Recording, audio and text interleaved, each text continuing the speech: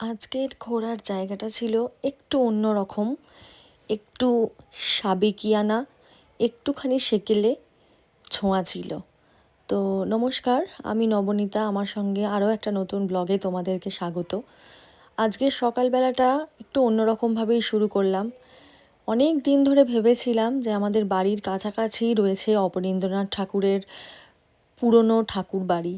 তো সেখানে একবার যাওয়ার ইচ্ছা ছিল, যেটা গঙ্গার ধারে খুব সুন্দর জায়গায় মনোরম পরিবেশে অবস্থিত। তো আজকে ভাগ্যক্রমে সেই সুযোগটা হয়ে গেল। তো সেই কারণে আমরা দুজনে মিলে চটপট রেডি হয়ে সকালবেলা সমস্ত কাজপত্র অনেক তাড়াতাড়ি গুছিয়েছিলাম। তো গুছিয়ে নিয়ে বেরিয়ে পড়েছিলাম এই অবনীন্দ্রনাথ ঠাকুরের ঠাকুর বাড়ির যে উদ্দেশ্যে। তো এখানে একটা বিশাল বড় এলাকা জুড়ে একটা বাগান বাড়ি রয়েছে, যেটা গঙ্গার একদম ধারে এবং খুবই সুন্দর এবং খুবই মনোরম একটা পরিবেশ, যেখানে গেলে মন প্রাণ সমস্ত কিছু জুড়িয়ে যায়।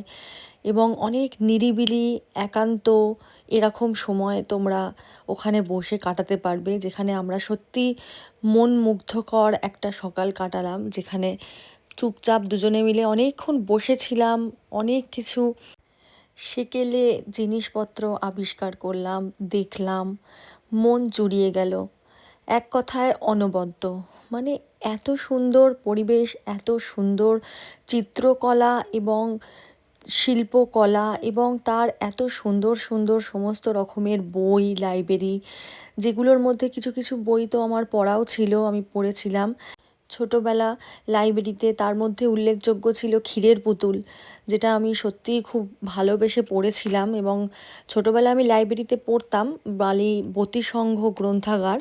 তো ওখানের লাইব্রেরিতে আমি সদস্য ছিলাম, মেম্বার ছিলাম। তো প্রচুর বই আমি পড়েছি অবনীন্দ্রনাথ ঠাকুরের, প্লাস রবীন্দ্রনাথ ঠাকুরের প্রচুর কাব্য মহাকাব্য, অনেক কিছুই আমি কিছু কিছু জিনিস পড়েছি, যেগুলো আমি ক্লাস 10-11 অবধি কন্টিনিউ করলাম। তারপরে পড়াশোনার চাপ এবং নানা রকমের পারিপার্শ্বিক পরিস্থিতির জন্য কোনোভাবে আমার হয়ে ওঠেনি।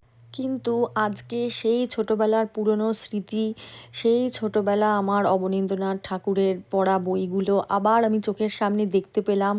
এবং অনেক সুন্দর শিল্পকলা, যেগুলো মন আমার ছুঁয়ে গেছে। এবং এই যে পরিবেশ তোমরা দেখো, শান্ত নিরিবিলি চারিদিকে গাছপালা প্রকৃতি, আমি প্রচণ্ড ভালোবাসি। আমি প্রকৃতিকে সবুজ এই ছোঁয়ায় আমি নিজের মনটাকে জুড়িয়ে নিলাম এবং এক টুকরো স্মৃতি সঞ্চয় করে রাখলাম। ভালো থেকো তোমরা।